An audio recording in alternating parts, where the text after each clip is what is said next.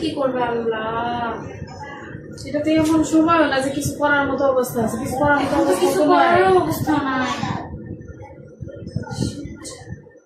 মেয়েটা হচ্ছে বৃহস্পতিবার দিন দুপুর 12টায় আমার কাছে আসে, তার সঙ্গে তার মা এবং আমার চেম্বারে আমার অ্যাটেন্ডেন্টরা ছিল। টোটাল আমরা 5জন মানুষ ছিলাম রুমে। তো আমি যখন মেয়েটাকে জিজ্ঞাসা করি যে মা তোমার কি সমস্যা লাগে বলো, সে প্রথমে খুবই ভয়ে ছিল। একটু কনসোল করা হলো, তাকে একটা কলম একটা চকোলেট দিয়ে একটু কনসোল করা হয়েছে।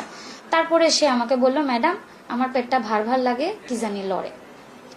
আমি একটু অবাক হয়ে গিয়ে আবারও তাকে জিজ্ঞাসা করেছি যে মা তোমার কি সমস্যা লাগে। সে আমাকে বললো আমার পেটটা ভার ভার লাগে, কি জানি লড়ে।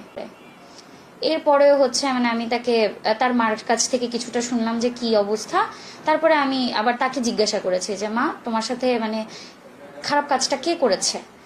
সে শুধু হুজুর হুজুর শব্দটা সে 2বার বলল, হুজুর বলে বাচ্চাটার পুরো ফেসে আসলে এতখানি ভয়ের এক্সপ্রেশন ছিল, সে এদিক ওদিক তাকাচ্ছে রীতিমতো। সে কমফোর্টেবল না, সে একদমই আনকমফোর্টেবল, চোখে মুখে পুরোপুরি ভয়। এবং সে বারবার হুজুর ওয়ার্ডটা 2বার রিপিট করার পরে বাচ্চা আর কোনো কথাই বলতে আগ্রহী না।